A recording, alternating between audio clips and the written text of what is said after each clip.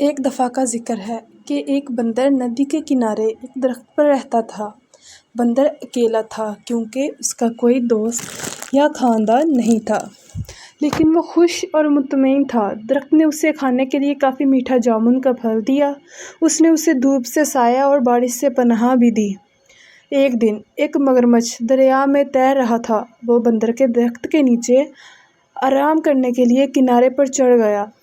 Hello, بندر نے پکارا، جو ایک دوستانہ برتاؤ کرنے والا جانور تھا۔ ہیلو، مگرمچھ نے حیران ہوتے ہوئے جواب دیا، کیا تم جانتے ہو کہ مجھے کھانا کہاں سے مل سکتا ہے؟ اس نے پوچھا، میں نے سارا دن کچھ نہیں کھایا اور میں بھوکا ہوں۔ اب آپ سوچ رہے ہوں گے کہ مگرمچھ بندر کو کھانا چاہے گا، لیکن یہ بڑا ہی شفیق اور شریف مگرمچھ تھا اور یہ خیال کبھی اس کے دماغ میں نہیں آیا۔ میرے درخت میں بہت پھل ہے، کیا آپ کچھ کھانا چاہیں گے؟ بندر نے کہا، جو خود بھی بہت مہربان تھا۔ اس نے جامن کا کچھ پھل مگرمچھ کی طرف نیچے پھینک دیا۔ مگرمچھ اتنا بھوکا تھا کہ اس نے تمام جامن کھا لیے۔ حالانکہ مگرمچھ عام طور پر پھل نہیں کھاتے تھے، اسے میٹھا میٹھا پھل بہت پسند تھا اور گلابی گودے نے اس کی زبان جامنی بنا دی۔ جب مگرمچھ اپنی مرضی کے مطابق کھا چکا تھا تو بندر نے کہا، جب بھی آپ مزید پھل چاہیں واپس آ جائیں۔ جلد ہی مگرمچھ ہر روز بندر کے پاس آتا۔ دونوں جانور اچھے دوست بن گئے۔ وہ باتیں کرتے، ایک دوسرے کو کہانیاں سناتے اور بہت سے میٹھے جامن ایک ساتھ کھاتے۔ ایک دن مگرمچھ نے بندر کو اپنی بیوی اور خاندان کے بارے میں بتایا۔ بندر نے کہا، آج واپس جاتے وقت اپنی بیوی کے لیے بھی کچھ پھل لے جانا۔ مگرمچھ کی بیوی کو جامن بہت پسند آئے۔ اس نے پہلے کبھی اتنی میٹھی چیز نہیں کھائی تھی، لیکن وہ اپنے شوہر کی طرح مہربان اور نرم مزاج نہیں تھی۔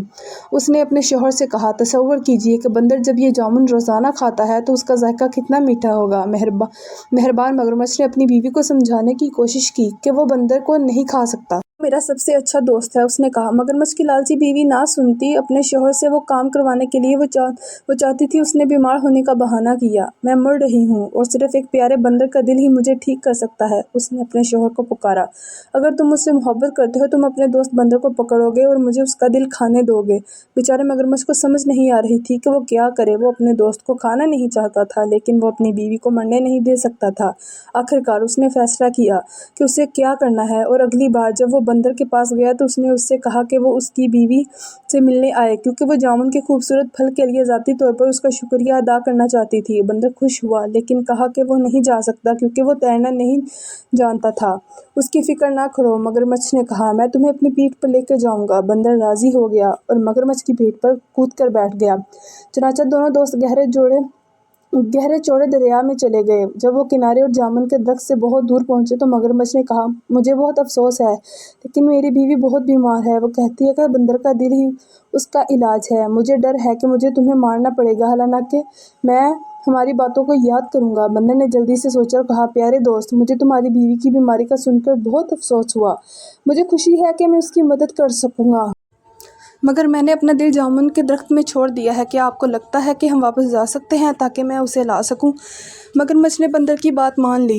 وہ مڑا اور تیزی سے تیر کر جامن کے درخت کی طرف گیا۔ بندر اس کی پیٹھ سے چھلانگ لگا کر اپنے درخت کی حفاظت میں چڑھ گیا۔ میں نے سوچا کہ آپ میرے دوست ہیں، اس نے پکارا، کیا تم نہیں جانتے کہ ہم اپنے دل کو اپنے اندر رکھتے ہیں؟ میں پھر کبھی تم پر بھروسہ نہیں کروں گا اور نہ ہی تمہیں اپنے درخت کا پھل دوں گا۔ چلے جاؤ اور واپس نہ آنا۔ مگرمچھ نے اپنے آپ کو بہت بے وقوف محسوس کیا۔ اس نے ایک دوست اور اچھے میٹھے پھل کی فراہمی کھو دی تھی۔ بندر نے خود کو بچا لیا تھا کیونکہ اس نے جلدی سوچ لیا تھا کہ اس دن سے اس نے پھر کبھی مگرمچھ پر بھروسہ نہیں کیا۔